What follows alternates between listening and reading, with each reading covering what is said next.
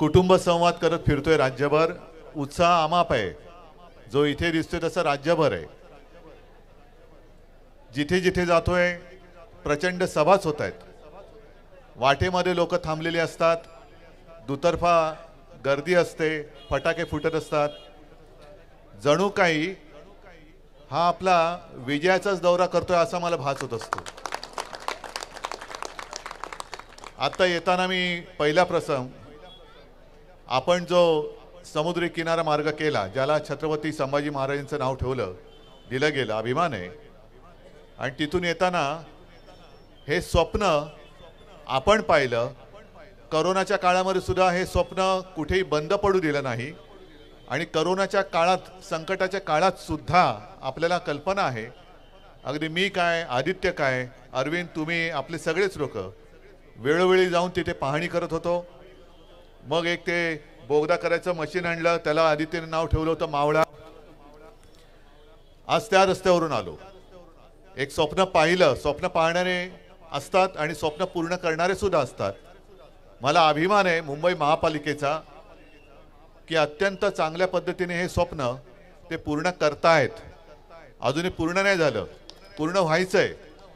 पण काही जण असे आहेत, म्हणजे आत्ताचं हे घटनाबाह्य सरकार आहे, एक तर त्यांना स्वप्न पडतच नाहीत कारण झोपच उडाले. कधी एकदा न्यायालयाची जी टांगती तलवार आहे ती डोक्यात पडेल आणि यांची खुर्ची जाईल म्हणून घाईघाईने सगळी कामं उरकतायत. तसंच त्यांनी एक अर्धवट स्वप्न उरकलंय. आणि आपण जे काम केलं, जे स्वप्न आपण दाखवलं, त्याचं श्रेय घ्यायचा त्यांनी केविलवाणा प्रयत्न केला. ठीक आहे, तुम्ही किती जरी आदळआपट केली तरी मुंबईकर आणि मी मुंबईकरांना बांधील आहे. आम्ही दोघं एकमेकांना बांधील आहोत. जी जी वचनं आजपर्यंत शिवसेनेने आणि मी दिली, ती असं कोणतेही वचन राहिलेलं नाही की जे मी पूर्ण केलेलं नाही. आज सुद्धा मला येताना कृष्णा तुम्ही सांगितलं की एक निवेदन आले आणि ते निवेदन मला दिलं. कुठे गेले ती निवेदन देणारी माणसं? आहेत ना. त्यांची मागणी आहे की या विभागामध्ये बंजारा समाज, सेवालाल महाराजांचं मंदिर पाहिजे. मी आता 2च दिवसापूर्वी यवतमाळ वाशिमला जाऊन आलो. हा संपूर्ण समाज शिवसेनेच्या मागे उभा आहे. आणि म्हणून मी तुम्हाला वचन देतोय की आपलं सरकार येऊ द्या, इथे सेवालाल महाराजांचं मंदिर झालं म्हणून समजा.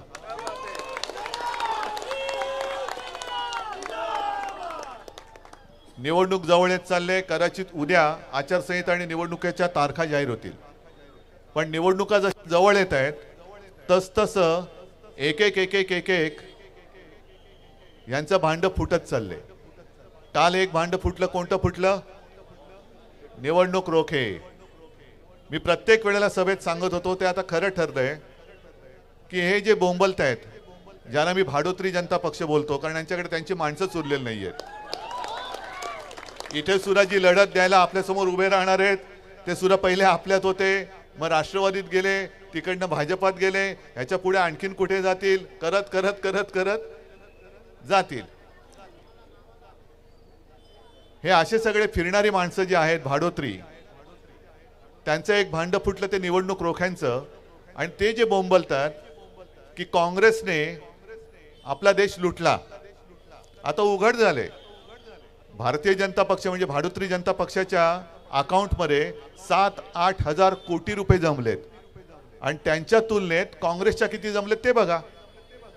म्हणजे हा जर का विचार केला तर उघड आहे की आपल्या देशाला लुटतंय कोण. आणि यांना पुन्हा पुढची 5 वर्ष पाहिजेत. म्हणजे राहिला देश तो पण लुटायचा आहे. या लुटारूंच्या हातामध्ये परत आपण आपला देश द्यायचा आहे हे तुम्ही ठरवायचं. हे लुटतायत, उघड उघड लुटतायत.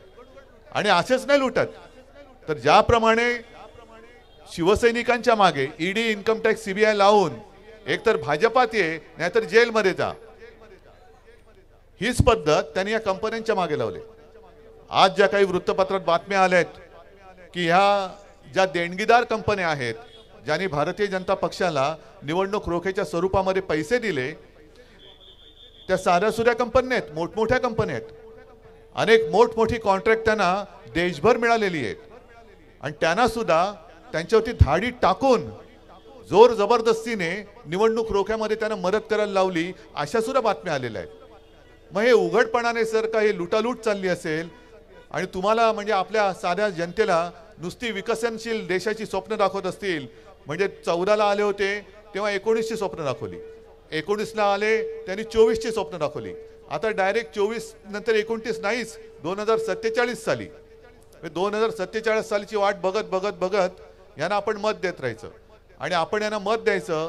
जसं आता अरविंद तुम्ही म्हणालात की इथल्या लोकांना आपण घरं दिली, हे सांगतायत प्रधानमंत्री घरकुल योजनामध्ये निवास काय त्यांचा आहे आवास योजना. ही आवास योजना नाही, ही आभास योजना आहे, नुसता आभास आहे, प्रत्यक्षात काहीच नाहीये. आपल्याला असं वाटतं, म्हणजे खास करून ग्रामीण भागात फिरतो त्यांना असं वाटतं की प्रधानमंत्र्यांचा फोटो आहे, आपल्याकडे नसेल पण पलीकडे झालं असेल. पलीकडच्यानं वाटतं पंतप्रधानांचा फोटो आहे, माझ्या गावात घर नाही, पलीकडे झालं असेल. आणि सगळीकडे फिरल्यानंतर असं कळतं की घर कोणालाच मिळालेलं नाहीये, यांनाच फक्त पंतप्रधान निवास जे काही घर आहे तेच त्यांना मिळालं, बाकीची जनता बेघरच आहे. ही अशी सगळ्यांची थापाबाजी.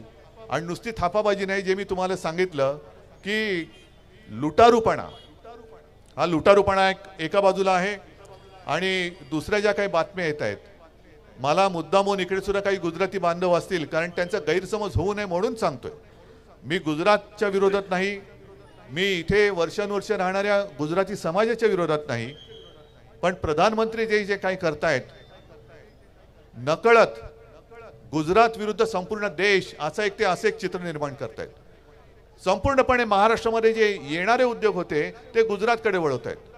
हरकत नाही, वळवा तुम्ही, आमची काही हरकत नाही. गुजरात मजबूत झाला पाहिजे, गुजरात सुद्धा आमचा आहे आणि आमचं उद्या इंडिया आघाडीचं सरकार येणारच. आणि ते आल्यानंतर प्रधानमंत्रीजी तुम्ही जसा भेदभाव करता आहात, जसा तुम्ही गुजरात आणि महाराष्ट्राच्या बाबतीत भेदभाव करतायत तसं मी नाही करणार. पण तुम्ही उघड उघड महाराष्ट्रातले उद्योग तुम्ही गुजरातमध्ये नेत आहात, महाराष्ट्रामध्ये येणारे उद्योग तुम्ही गुजरातला नेले आहेत. कशासाठी करताय, कशालाही दुश्मनी करताय. हा इथला गुजराती समाज आणि आम्ही सगळे जणू काही दुधात साखर विरघळावी अशा पद्धतीने विरघळून गेलोय.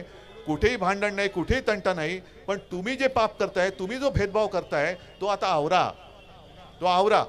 गुजरातला मजबूत करायचं काम आम्ही देखील करू, पण माझ्या महाराष्ट्राला तुम्हाला आम्ही उरबाडू देणार नाही, कधीही उरबाडू देणार नाही.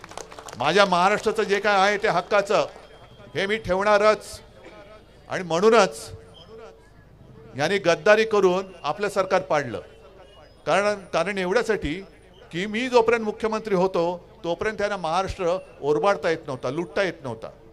आज जवळपास 2-2.5 वर्ष होत आली, अजूनही मुंबई महापालिकेची निवडणूक घेतली जात नाहीये. ना बीएमसी तर लुटतातच आहेत.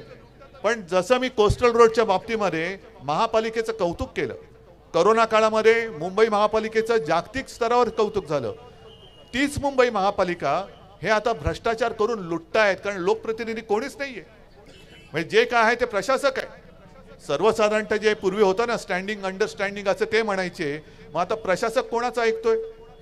माझ्या माहितीप्रमाणे ज्या मध्ये मध्ये बातम्या वाचल्या, 1,00,000 कोटीपेक्षाही जास्त कामाला यांनी प्रस्तावाला मंजुरी दिलेली आहे.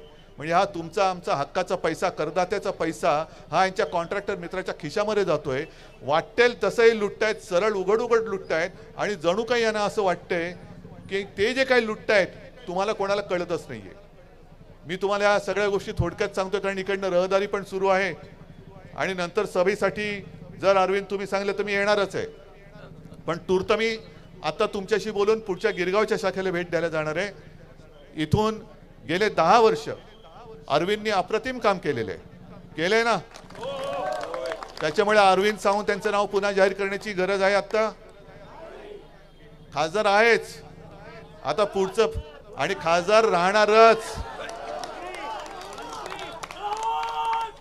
नाही मंत्री तर होतेच, पण आणखीन एक मंत्री बोललात म्हणून आठवण सांगतो की ज्या वेळेला या दगाबाज जनता पक्षाने आपल्या पाठीत वार केला आणि आपल्याला दिलेलं वचन मोडलं, माझ्या लक्षात आलं की आता हे आपल्याला हे संपवायला निघालेत.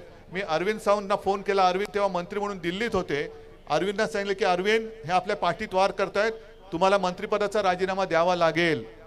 अरविंदनी मला फक्त एकच शब्द सांगितला, येस सर, आणि राजीनामा देऊन मोकळे झाले. याला म्हणतात शिवसैनिक. म्हणजे आता हे जे काय त्यांचं नाव ते लवाद आपल्या विरोधात त्यांनी निर्णय दिला. त्यांना आता तुमच्या वस्तीत जेव्हा फिरायला येतील तेव्हा तुम्ही सांगायला पाहिजे शिवसेना कोणाची, तुम्ही सांगितलं पाहिजे. शिवसेना आमच्या ठाकरेंची, ज्यांनी ठाकरेंची शिवसेना प्रमुखांनी आणि माझ्या आजोबांनी दिलेलं नाव, शिवसेना प्रमुखांनी स्थापन केलेली शिवसेना, या चोरांनी बंद दाराआड आपल्याला कोणालाही न विचारता आणि आपण जे काही पुरावे सादर केले ते सगळे बाजूला करून त्यांनी गद्दारांच्या हातात दिली. आता हे जिथे जिथे गल्लीत फिरतील उमेदवार म्हणून त्यांना म्हणा पहिल्यांदा शिवसेना कोणाची सांग, आणि माहिती नसेल आम्ही तुला दाखवून देतो, तुझं डिपॉझिट जप्त करून पुन्हा अरविंद सावंतला निवडून देतो. मी तर वाट बघतोय. मी अरविंद सावंतांचं नाव असतं जाहीर केलंच आहे, करतोच आहे, पण या लबाडाला सांगतोय तुझी काय असेल नसेल ती ताकद लाव आणि माझ्या या कट्टर शिवसैनिकाच्या समोर उभा राहूनच दाखव, राहूनच दाखव. कारण गद्दाराला मदत करणारा सुद्धा गद्दारच आहे. आपणच त्याला मोठा केला होता, पण याची भूकच भागत नाही. तर गद्दारी करायची तेवढी कर, पण तुला तुझी जागा दाखवल्याशिवाय आम्ही राहणार नाही हा निश्चय करा. आणि परत एकदा आपल्याला सर्वांना विनंती करतोय, तुम्ही सगळे माझे कुटुंबीय आहातच, आपल्याच कुटुंबातील एक अरविंद सावंत, ज्याला 2 वेळेला आपण खासदार म्हणून पाठवलंच आहे, पुन्हा 3ऱ्या वेळेला सुद्धा अरविंद सावंत यांना समोरच्याचं डिपॉझिट जप्त करून लोकसभेत पाठवा ही विनंती करतो आणि तूर्त आपली रजा घेतो. जय हिंद, जय महाराष्ट्र.